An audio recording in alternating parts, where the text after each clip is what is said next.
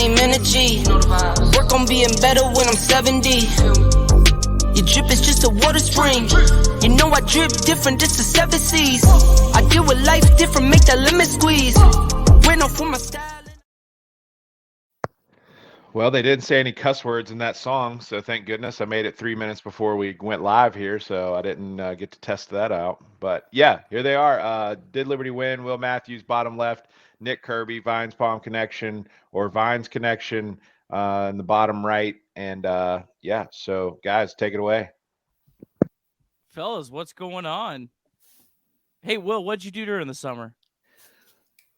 Man, I just want to keep talking about football. I mean, I know basketball is right around the corner, but and Nick left when we started talking about football, but that BYU win was enough to make Nick Kirby a football fan. It was.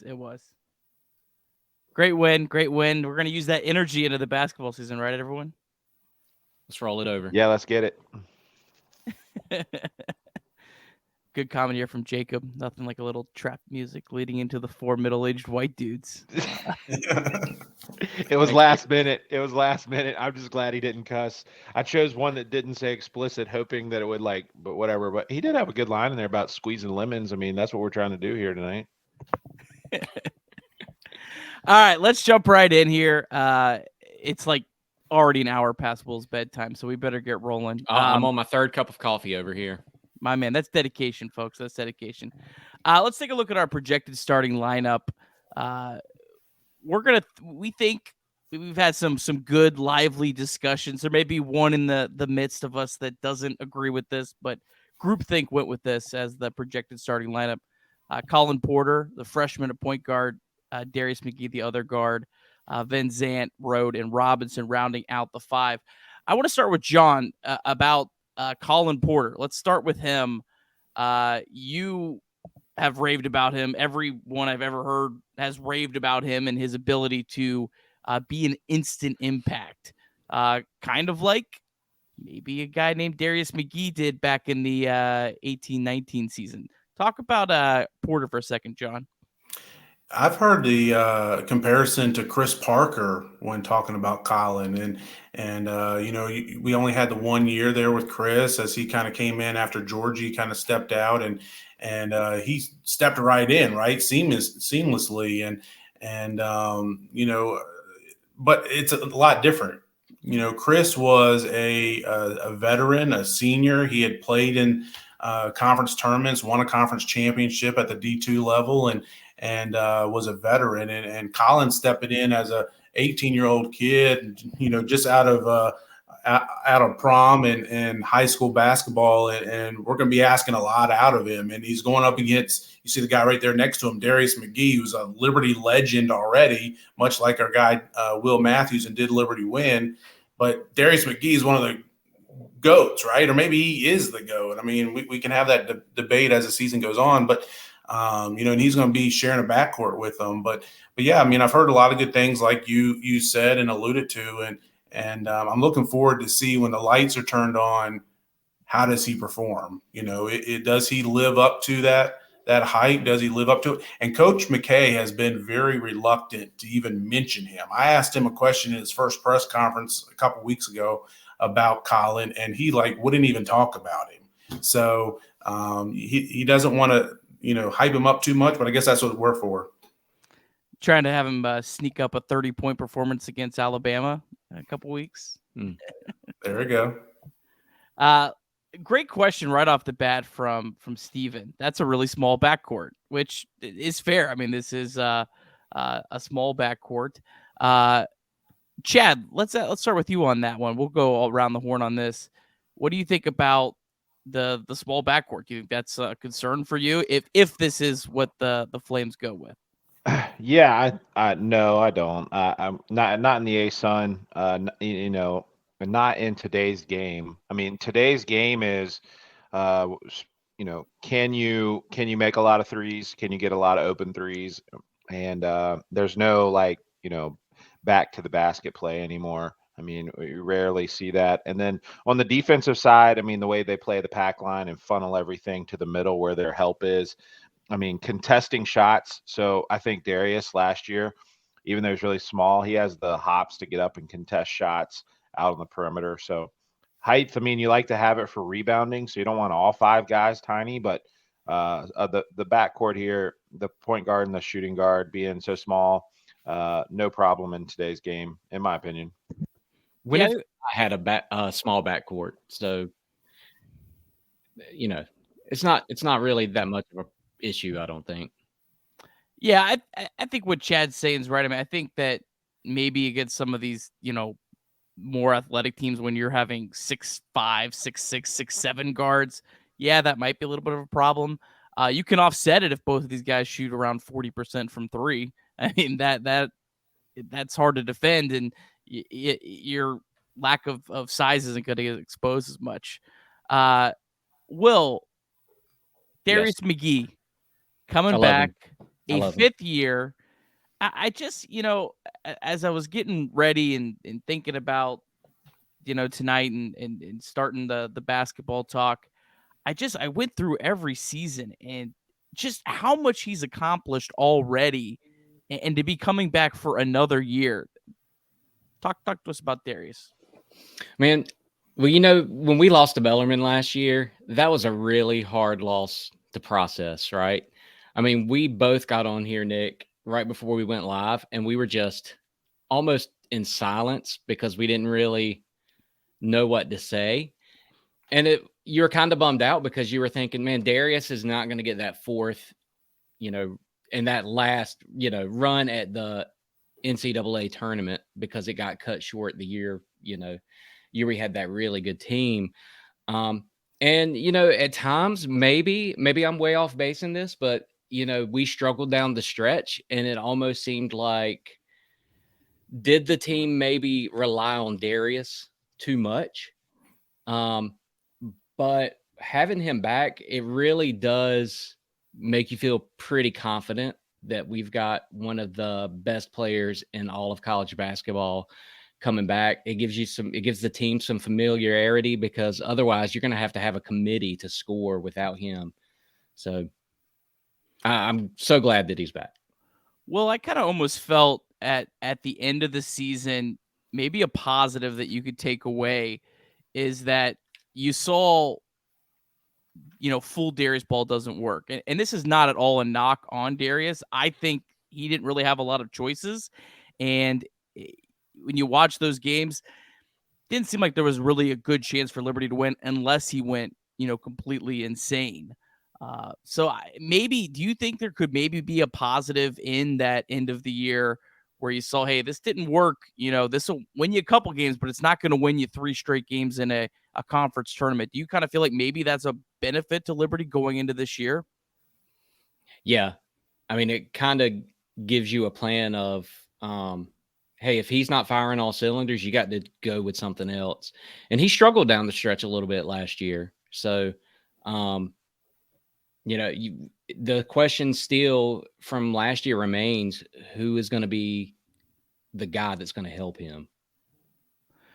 Yeah. And, for me, I don't think they need, I think everyone's like, who's going to be the number 2 scorer? I don't think you need a number 2. You don't need it. It can be different guys on different nights. Yeah.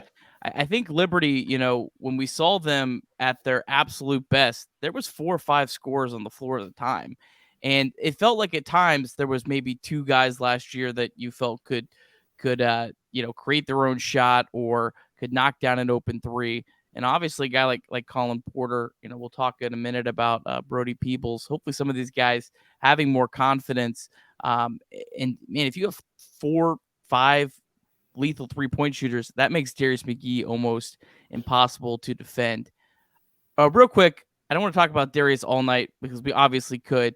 But John, you said something when Darius announced he was coming back that I thought was the best thing I read on anyone saying anything about it. You said if Darius McGee was a transfer, he'd be the top transfer in the country. Talk to us about like your mindset on when you hit send on that tweet. Yeah, well, I mean, it's true. He could have gone if he entered the portal with 1 year left after what he did last year, what he's done the last few years. He could have gone anywhere he wanted to play basketball. I mean, look what Seth Curry did a few years ago. when he was at Liberty after that one season, and he had to sit out a year before he got to play, and he ended up at Duke. I mean, you think Duke wouldn't want to add Darius or North Carolina? Anybody in the country would love to have a guy that's got, he's been to the NCAA tournament twice. He's won 3 conference championships. He's played a lot of games. He's been the number one guy. And then you add him in as, maybe not having to be a guy that has to score 25 points a night, but be more of a complimentary piece. And I mean, he could have, he would have been the top recruit in the country out of the portal. I mean, it's no doubt about that. And so that's really a huge win when you talk about Coach McKay getting him to come back. Yeah. All right, let's talk about these other fellas that were projecting the starting lineup. Let's talk about Vin Zant. I'm a huge Vin Zant fan. I know, Chad, you are as well. What do you think about him and his growth from freshman year to his sophomore year? Yeah, yeah. Comment on what John just said. McKay even said that today in his presser. He said Darius could have gone anywhere, and I think he was alluding to if he had entered the transfer portal, he might have even said that. As far as Vin Zant, I don't know, man. Like he's obviously he's got the defensive prowess, he's got the ability on the defensive end. It really showed up last year in the conference tournament. He made some incredible blocks. He was shut down kind of guy. The one thing that stands out to me about him is his free throw percentage.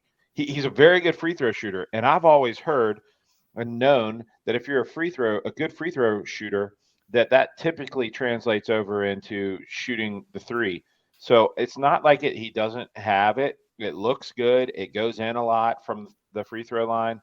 So yeah, I think if he adds a 3-point shot to his game, obviously there were several times last year in transition that there's nobody better at finishing at the rim than him. So number one defender, great free throw percentage, and one of the top finishers at the rim in transition.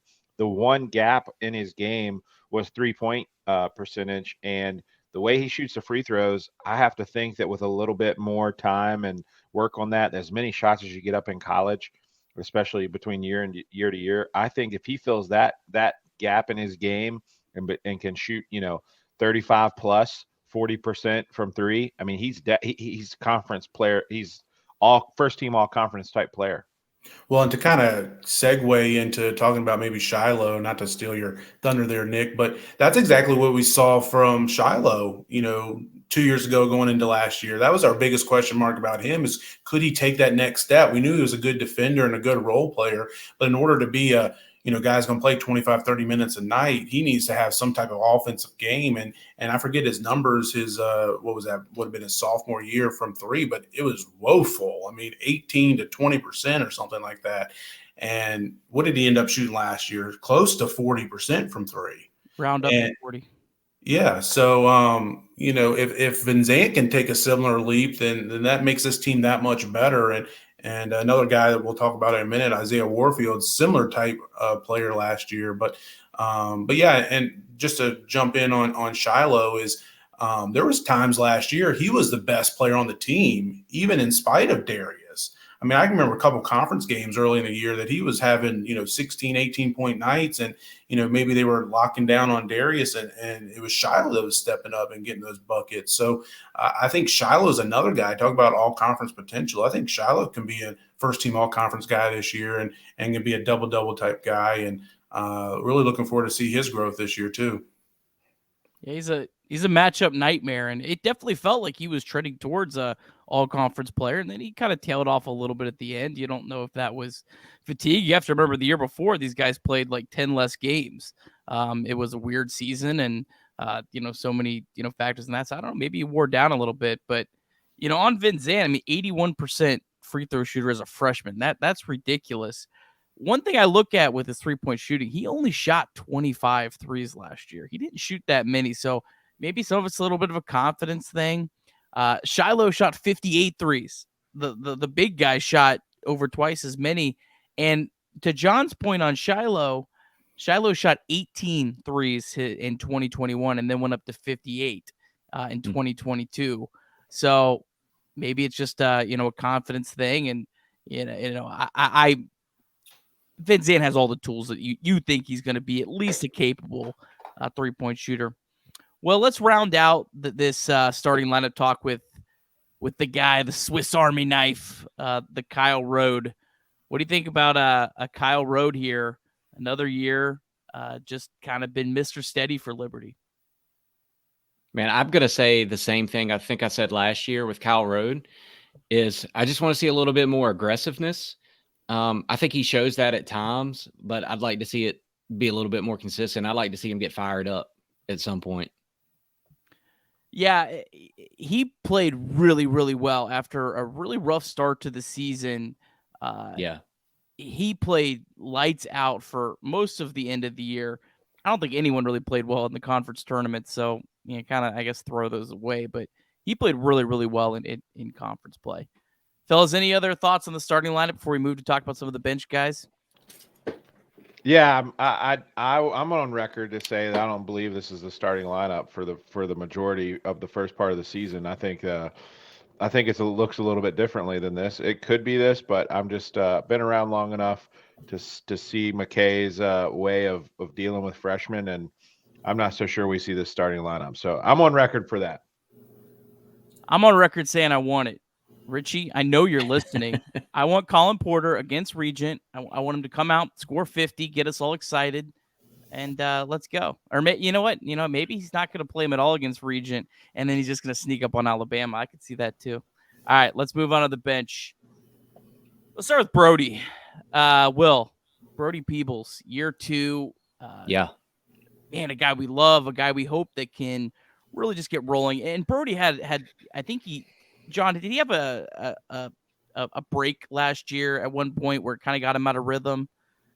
I know like everyone did, but did he have something like that? For Brody?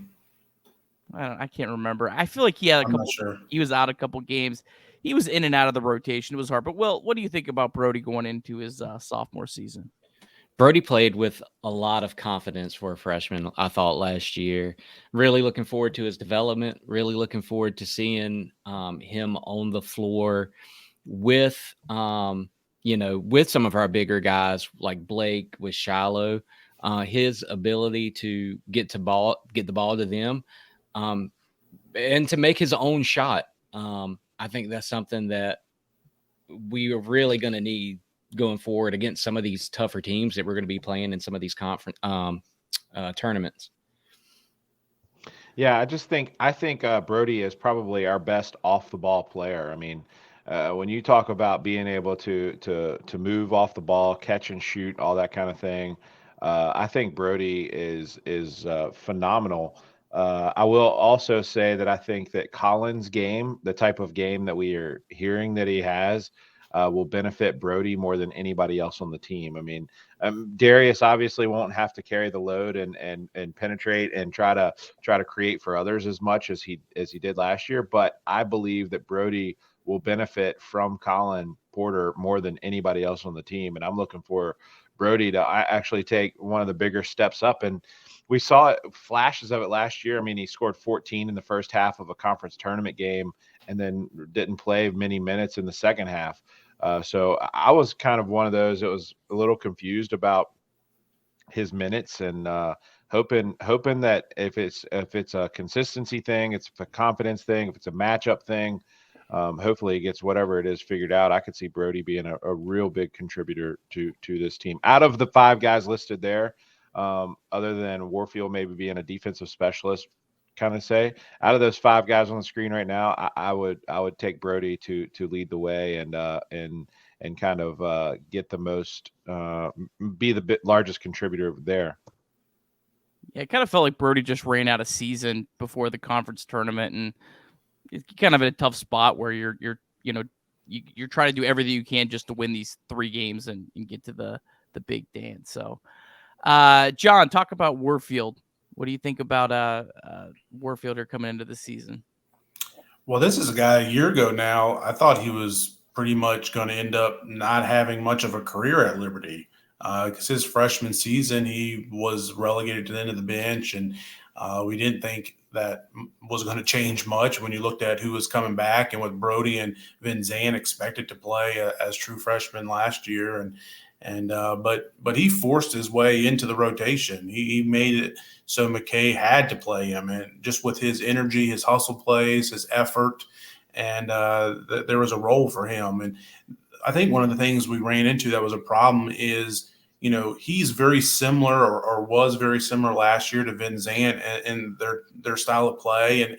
And neither one of them strength is on the offensive floor. So you couldn't really play them at the same time. You kind of could only have one of them out there at a time because, it was at times when one of those two guys was out there, it was like we were playing 4 and 5 on the offense end of the floor. And you can only be but so good on defense to make up for that end of the floor. So much like we talked about with Van Zandt, Zay really needs to just take that next step on offense. And I think he has it. And he showed the ability to slash and kind of be a cutter and get into the paint and attack the basket, kind of off the ball, kind of like Chad was talking about with Brody.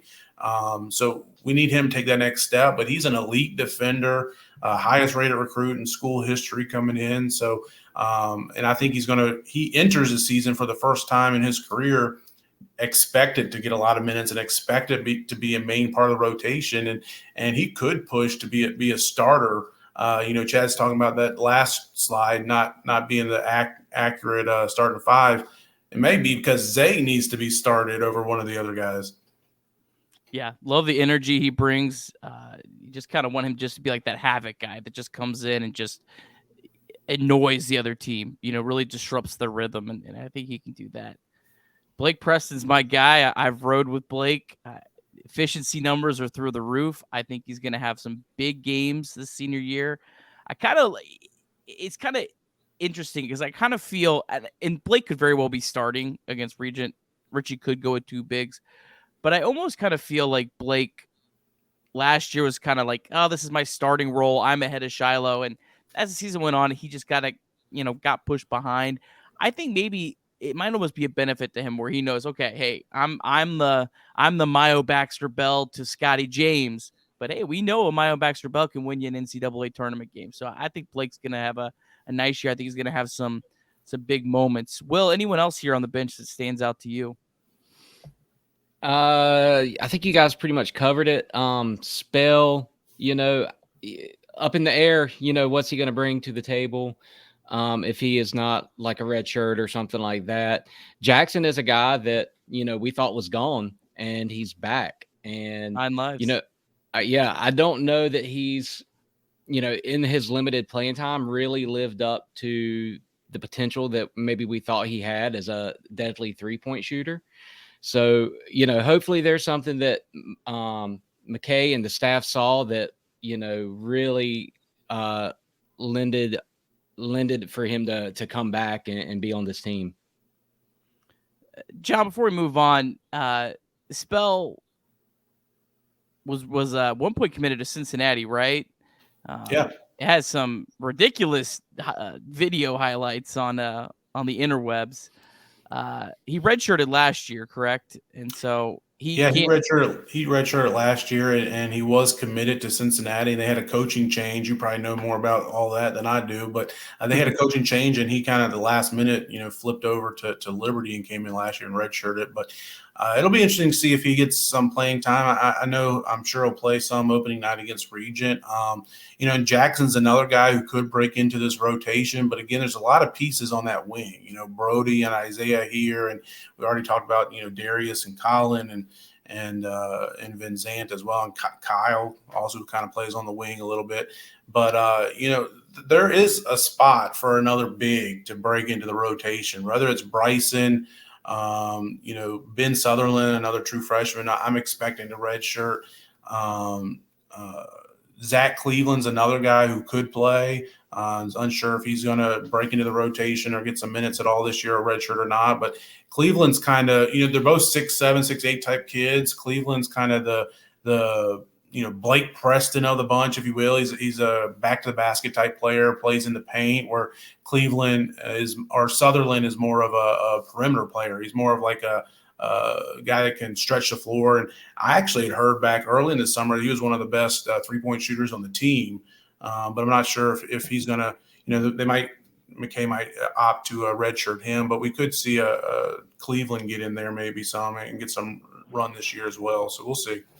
Hey, Nick, I got a quick comment here on Jonathan Jackson, and that is last year when we were in games where we were down and we were running the ball up and shooting threes, Jackson would always get subbed in as like a, not always, but I remember several games where he would get subbed in as like a 3-point specialist, like Will commented. If he is that sharp shooter where McKay wants him on the floor when we need a 3-point, I mean, we're not talking like end of game situation. We're talking like 6 minutes left and we have to start chucking threes. He puts him in there. So if he has that in his game where McKay trusts him more than any other four other guys to make threes, if he has that in him, if he learns the defense a little bit, I mean, who's to say that he's not a really big contributor, because he can shoot the ball. I mean, we heard a couple summers ago that he was had one of the best summers of any of the players out there in terms of 3-point percentage. So he is deadly from the 3-point line. Can he play defense? Can he contribute any other way on offense? I don't know. But it seems like that with the pack line, the longer you're in it, the better you become at it. And if that's the one weapon that I believe keeps Jonathan kind of being on the edge of being a real big contributor because he can shoot the three. Yeah, he's only played, I think, 32, if I did my math right, total games so far in his career. So hey, sometimes these guys are just, late bloomers. Like you said, pack line's a tough system. There's a reason he's still here. And I think we've seen the numbers don't say he's been an average shooter, but he hasn't had a ton of attempts. So clearly there's something they see with his 3-point ability. My last point on the bench before we move on, I'd be interested to see if Spell can kind of sneak his way in. Man, that could be a really, really tough team to defend with, I think, Spell's 6'7". If him and Shiloh are on the floor together, both being able to shoot the three ball, an ASUN play, that could be maybe a potential nightmare matchup for some of the, especially some of the weaker ASUN teams. Before we move on to the schedule and the rest of the ASUN, we got a really good comment here that I think is something we should talk about real quick from Steven, talking basically, about, the team not having enough offense outside of McGee. I would say if you look at the numbers, Liberty was an elite shooting team. This is not just McGee. They had elite shooters last year. The problem was they turned the ball over too much. And I think, man, you clean that up, this team can be one of the elite offenses that we've seen. Let's start, Chad. What's your thoughts on maybe the leap here that Liberty could take overall, as getting back to one of the elite overall offenses is not just an elite shooting team? You nailed it. Turnovers, clean those up, and keep all the deadly 3-point shooters. And Colin Porter's the man for that, I believe. So you add him in there, and Darius was one of the main contributors to that turnover number. He'd get in the paint, get in the air, and have a lot of deflected passes. I mean, he had a lot of deflected passes. You get Colin Porter in there, and that is his role. He doesn't have to score 40 and make plays. You let Colin take over that portion of his game, and I believe that we can clean that up and be in a real elite offense. Yeah, I do think there were times last year, to Steven's point, that it felt like outside of Darius, there was nobody else we could rely on to kind of create their own shot. And if Darius was in foul trouble or on the bench for a couple minute blow, then we were kind of stuck. But Colin can be that guy. Brody can be that guy. We need both of those guys to kind of step up and kind of take that next. Colin wasn't here last year, so he can't take the next step. He needs to take the first step, right? But Brody can, right? I mean, I think a lot of it with him was just confidence. And then, Kyle Rode and Shiloh Robinson, they're both guys that can, they can score 20 points. They're not necessarily shot creators, but they can be offensive weapons to kind of complement Darius. I think we have enough that can complement him. We don't. Like you kind of said earlier, Nick, you don't need that one guy that's going to score 12 a night. You can have 4 different guys, and as long as you have one that steps up each night, you'll be okay.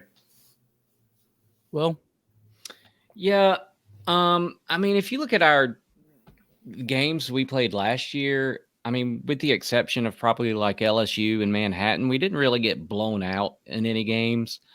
I think our defense is so good that we don't. I mean, we are a great offensive team, and just like you said, clean up some of those little things. But our defense is so good that the offense that we have can beat anybody. So, you know, I know last year before we went into the tournament, we had some of those overtime games and we had some high scoring games that, you know, the defense just didn't really make it any easier for the offense to overcome the deficits that we had. Yeah, and it was almost like a tale of like 3 different seasons. Liberty was pretty bad the first month of the season, and then in December and January and into February, Liberty was really good. Numbers would back that up. I think if you watch them, they played really well, and then they just played bad at the end. So it may just be more of just a consistency thing. There was a lot of young guys, got off to slow starts, you know, tough finishes. Some of it just, I think, consistency. All right, let's move on. Look at the schedule here this season. Will, this is the non-conference. What games are you looking most forward to, and what kind of how many losses do you think that Liberty takes? I'm not being facetious here, but I am looking forward to Regent and Mid-Atlantic Christian and Clark Summit, just because I want to see some of these guys play while they have a chance.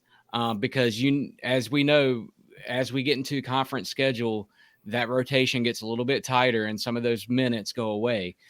So I am looking forward to just kind of seeing, you know, who's going to do what, who's going to step up. You know, the only real loss I think that would almost be a certainty is Alabama. And, you know, I don't think anything is a certainty with this Liberty team, with the offense that we have and the defense that we have. So I think that's definitely the toughest game on the schedule. Kudos to finding all these logos of these teams I've never even heard of. Internet's a beautiful place sometimes.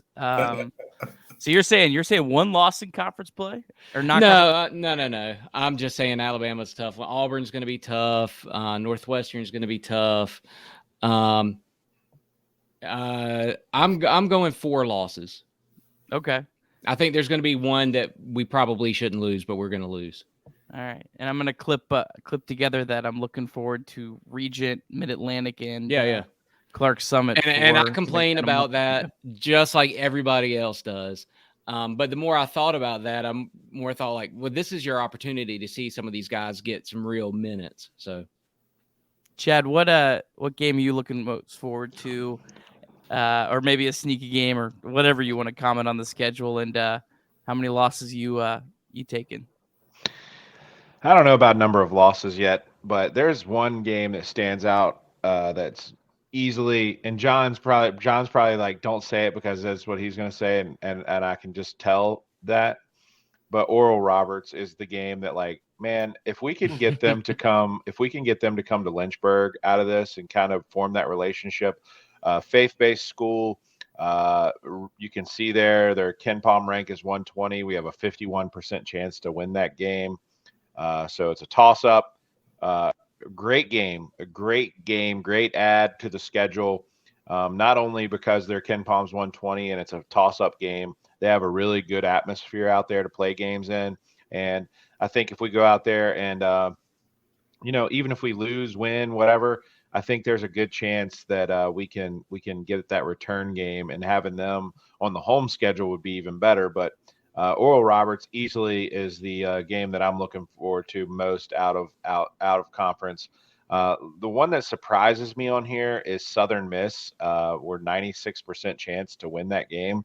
That's really, really high. I think Southern Miss, they're not great at basketball, but that's one of our best home games, to be honest, and home non-conference games. So I was kind of hoping that wouldn't be a blowout. I was hoping for like a 20-point win, not a 30-40 point win, but that stat looks like what might be a blowout. So that's the two games I'm looking at. As far as out of conference, I have no idea what we're gonna. I mean, honestly, I am with Will. One thing I do know is there's going to be a game that we are a heavy underdog that we're going to win by 1 or 2. There's going to be a game where we're a heavy favorite and we just can't hit anything and we're going to lose that game. So that's kind of my prediction for out of conference. And another prediction out of conference is McKay changes the starting lineup pretty consistently, and we see about 10, 11 guys getting play during non-conference. And then by the time conference tournament comes or conference play comes around, we only have 8 guys playing, and we have a starting lineup that we can kind of count on for most nights. Southern Miss last year was 1-17 in Conference USA, 341st in KenPom. Yeah, that's I guess that was. I mean, you're not wrong though. That's probably the marquee game. I mean, they're the only one that's in a mediocre conference. Everyone else is in one of the 2 or 3 worst conferences in college basketball. Well, and a long shot. Chad, you talk about Oral Roberts possibly coming here. We hope our good friend Gonzo at Alabama remembers us and puts in a good word for a return match on Alabama. Yeah, Gonzo and Henry Barrera, they're both there. Yeah, true that. Yeah. I was going to say about revenge game. Southern Miss, we played in football, and that was supposed to be a toss-up down there, and it's Hugh Freeze's alma mater. I don't know why. Just when I saw that game on the schedule, I was kind of excited. It was a home game, and now I'm seeing this 96% chance, and then hearing you just kind of talk about how terrible they are, I'm not really excited about it anymore. So, well, the 2 marquee home games for non-conference are Southern Miss and North Carolina Central. So go ahead and don't look at the KenPom percentage chances of wins or their KenPom rating. Those are the 2 big games at home in the non-conference. So, I mean, that's all you have to look forward to. But yeah, I mean, Oral Roberts is the obvious game, I think. That should be a really good test for us as we get into December and on the road in a hostile environment, I'm expecting, and a game that they're already kind of billing. So that'd be a good test for us. A similar type team to what we'll see in the ASUN. They'd probably be the number 2 team in the conference if they were. So that'd be a good test for us. And then obviously Alabama, we'll all be looking forward to that one. That's a big test. And then the 2 games in Cancun, right? I mean, Northwestern and then either Auburn or Bradley. The Northwestern game, as you see there, it's a 45% chance of win, so basically a toss-up. But what a huge opportunity to be able to play on. I think it's on CBS Sports Network to go up against a Big Ten team and try to pick up a win there. And if you do, you're probably going to play an Auburn team, which is going to be probably a top 4 or 5 seed in the NCAA tournament if they have the season they're expected to. So it could be a really good trip out there. But and then Bryant, I don't think we mentioned that game. That should be another. It's a neutral site game and they're I think they made the NCAA tournament last year, if I'm correct, and supposed to contend in their conference once again this year. So that'll be another good challenge for us. Yeah, I'm with you guys on Oral Roberts. I think that's going to be a really, really fun game. Hopefully, we can get it televised. I think they televise it through their website, so we'll see when that game gets closer how we're gonna figure out how to watch that. And I do want to go ahead and give a heads up that Southern Miss game is the Friday before Virginia Tech. And so, if you're coming in for that weekend, go ahead and make it a nice long weekend. And then there's also the next Saturday, I'm trying to see, is it Maryland Eastern Shore? I think is the same date as the New Mexico State game. That game will not be on TV. So just be prepared for that. I think that's the one home game this year that won't be on TV. Because the LFSN guys will be down, or people, guys and gals, will be down doing the football game and won't make it over in time for the basketball game. So we have that every couple of years. So that's the one this year. Go ahead and kick and scream now. Chad, you're gonna go with a phone up, and I'll do play-by-play from Cleveland, Ohio, and that will still be better than Flow Sports. This is true. Let's go. Real quick, John, I listened to the presser today. You guys do awesome work getting those up right away. Really fun presser from McKay. I thought he was very engaging. Wasn't, I didn't feel like they were all cookie cutter answers. Talked about the schedule, about the challenges, and I've been looking through a lot of other mid-major schedules, and you want to just be like schedule harder, but then I don't. Maybe it is that hard. I don't know. What did you take away from that? Yeah, I mean that it's kind of been the same song and dance for the last few years as far as that's gone. Is McKay says that they try to get just about any P5 game they can, and everybody tells them no. Alabama, we were supposed to play Missouri. We were supposed to have a return trip to Missouri this year after they came here and we waxed them at Liberty Arena, but they didn't want us to even come there, much less come here. So yeah, they asked out of that game, and we kind of got Alabama instead. But would have been nice to have another SEC team on here. But unfortunately, that's just the way it is. It's just you feel like there should be some way that you could get some other mid-major teams. VCU, ODU, George Mason, Richmond, UNC Greensboro, UNC Wilmington. I mean, we can name 50 of them that are within 4-hour drive of Lynchburg, and you seem like you should be able to get some home and homes with them. But I do know, I mean, there was a couple schools that Coach McKay kind of told me off the record back in the summer that they had verbally agreed to home and homes in some what would be attractive mid-major games, and for whatever reasons, the other teams backed out on those last minutes. So that's just the way it is. We had a home and home. You may remember a couple years ago with Radford. They came in here. I think it was the first game of the year at the Vine Center, and we were supposed to go back the next year, and COVID kind of messed it up. But anyways, they asked us not to even play that game. So it's just a tough spot right now. And also part of McKay's comments in that press conference, which if you haven't listened to it, it's on our YouTube channel. You can go listen to it in its entirety. But he was saying that he's a big proponent, which I know we probably don't have time to get into it, but he was a big proponent of expanding the NCAA tournament because of the lack of quality games that mid-majors are able to schedule now. And they just basically, he said, there's zero room for error. Basically, Liberty would have to go undefeated to even have a chance to get an at-large bid if they were to slip up in the conference tournament. Yeah, I'm glad you brought that up because I thought that was really fascinating. Yeah, definitely. Please go listen to that on the A Sea of Red YouTube page. Really, really good interview. One of the better interviews I think that Richie's done that I've listened to. Last thoughts on this. I don't think the schedule's that terrible when you kind of look at it. The home schedule stinks. Like that's the part that I think is rough, and it's tough because Liberty has to win most of these games by 20 points to their computer numbers tank at home. It's tough to beat the crap out of teams every night, but well, we'll see. So, all right, last, let's talk about the conference. I'll be honest, I do the best I can to try to learn everything that's going on around the conference, but it is so hard to keep track of college basketball teams at this level.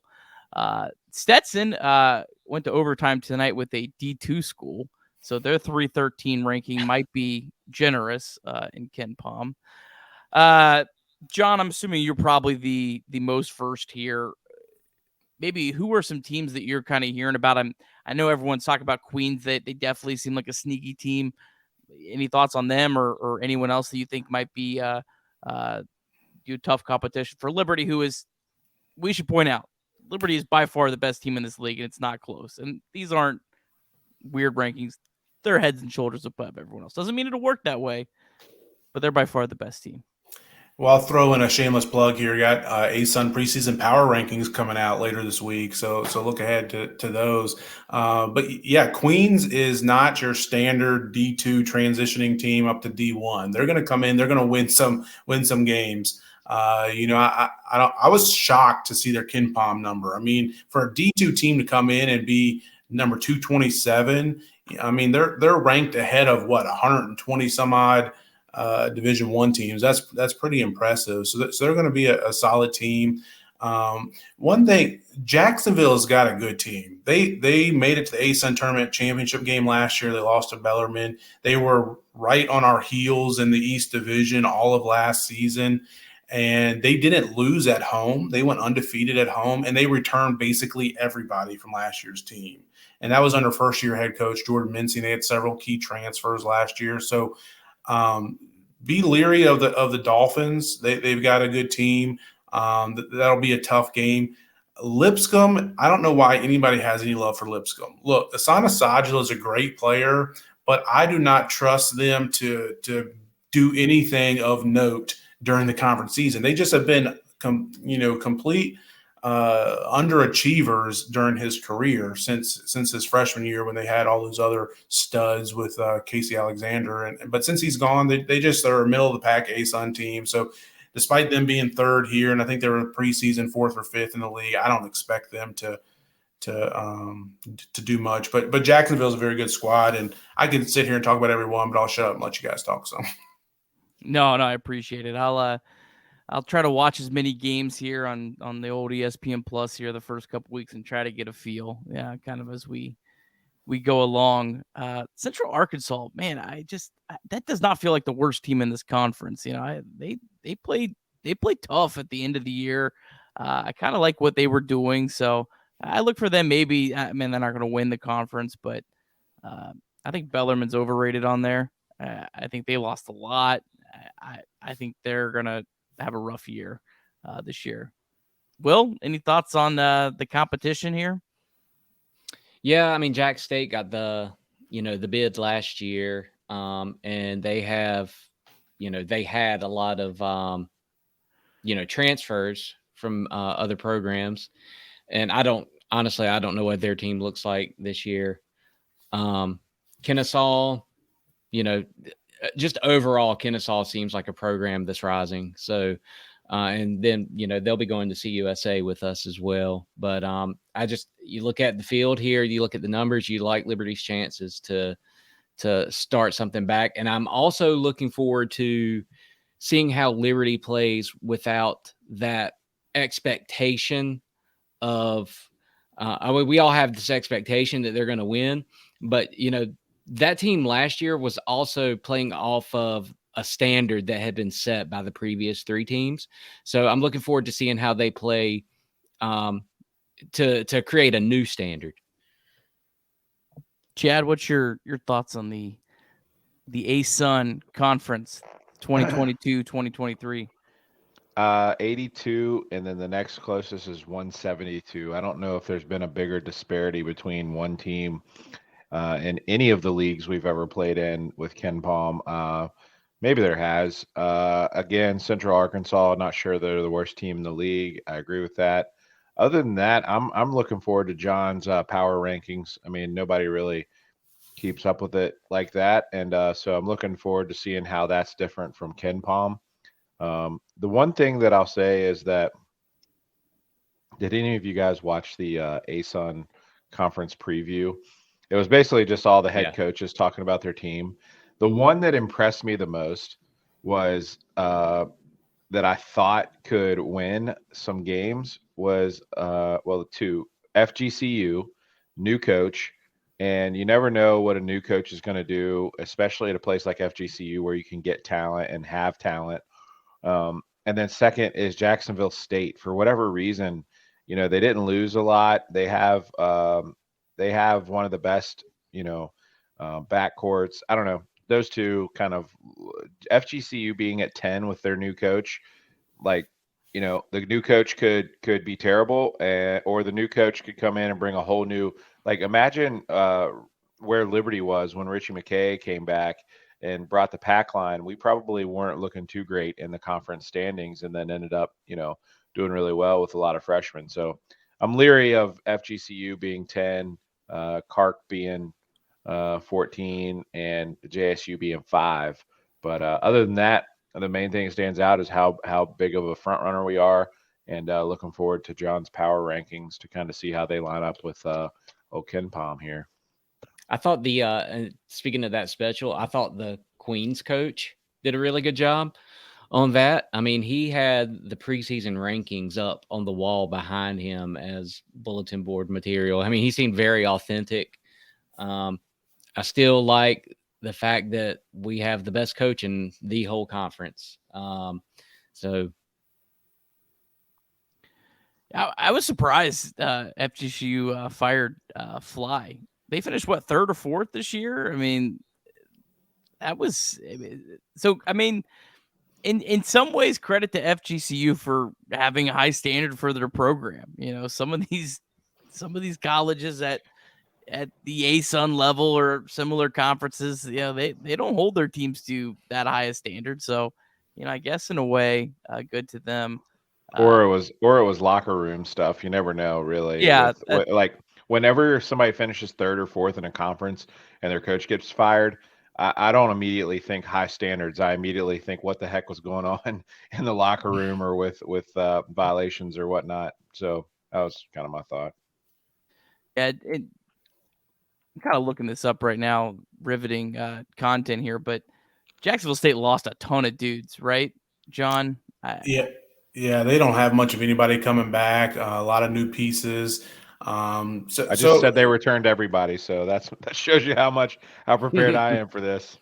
yeah, Jack State doesn't return much. So I don't know. They could compete at the top of the league, or they could be a middle to bottom half of the team. We just don't know much about them. I do think I agree with Chad about FGCU. FGCU and North Florida both, I think, are teams that'll be towards the top half of the standings. And if we're talking about teams that are at the bottom that like we don't think will be up near the top, then I'm going to go ahead and throw out a team that's up near the top half of the league that I don't think is going to finish anywhere close to there, and that's y'all's darling Queens. Yes, their coach sounded good, and yes, they're coming in hot, but it's a huge transition.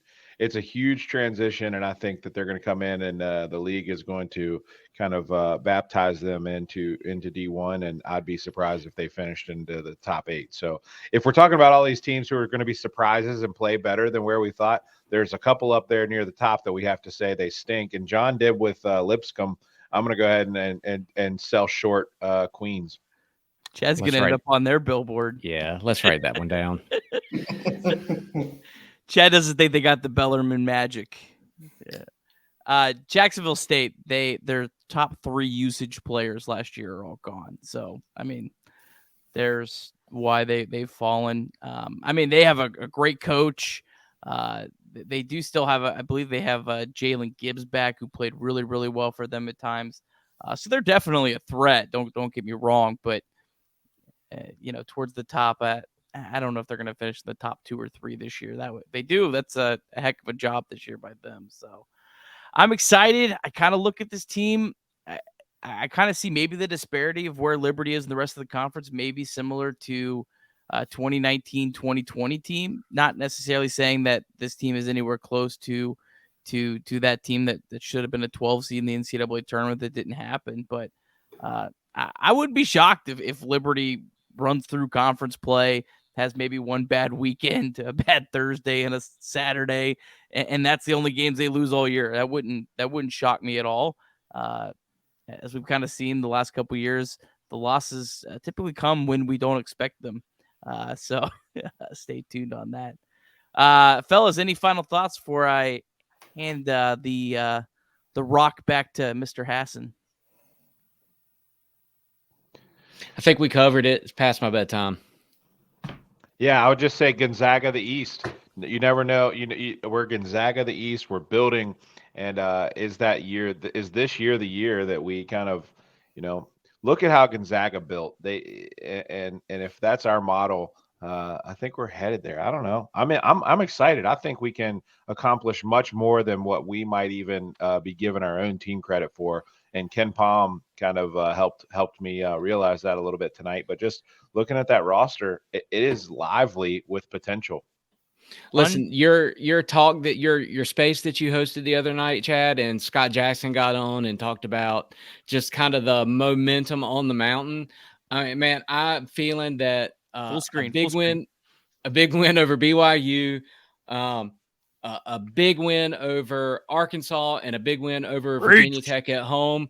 We are building that momentum into basketball season, into a Sweet 16 run, then going into baseball season, getting to the College World Series, and it's going to be one of the greatest years in the golden age of Liberty athletics. Wow, and your microphone even looks like a pastor's microphone, and I felt that there for a minute. But yeah, I mean, I'm with you, man. I am with you. I drink all that Kool-Aid Scott Jackson was handing out the other night. And for those of you who weren't listening, basically said, hey, it's special on the mountain, and we're just scratching the surface. Like, we all know that we have something here, and we're just scratching the surface. That's why none of them are leaving. That's basically what the baseball coach just said. So sorry. Go ahead, Nick. 5th-year senior Darius McGee. We've never seen this before. This is uncharted territory. No one's had this much experience. No one has won like Darius McGee has won. Jump on his back, fellas. Let's go. Let's go. I'm down. And you know what a comment that McKay made today was that it's his pursuit of making his own game better. I pointed out a flaw of his today on this show. Somebody else on here said we played too much Darius hero ball. There are several flaws that we are calling out on Darius here. But man, if he's willing to, if he is as humble and willing to work on those few minor things and can still throw in 40 a night, we're in for a special ride this season. I'm excited. I'm not going to predict a conference tournament championship or anything like that because anything can happen on any given night, especially in March. But I will say this, Darius McGee did not come back to Liberty for a 5th season to lose. He came back to win. There you go. Preach. All right, we got any offering plates? Venmos? Pass it around. Dig deep. Dig deep. Let's Need go. some more NIL. Hey, Nick, I really don't have anything to close it out. I just want to say, looking forward to having you guys host every week. The basketball is a lot of fun to consume. So I appreciate you guys stepping up and doing that.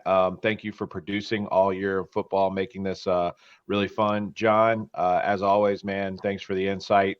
And I did notice that Nick went to John way more than me and Will. And I get that. I understand that. He is writing all these articles. Anyways, a lot of fun, and we'll do it again here soon. With that, we'll close it out. Yeah, really looking forward to doing this. Thanks for bringing us along, our silly little podcast, and hopefully we do it justice. Go Flames.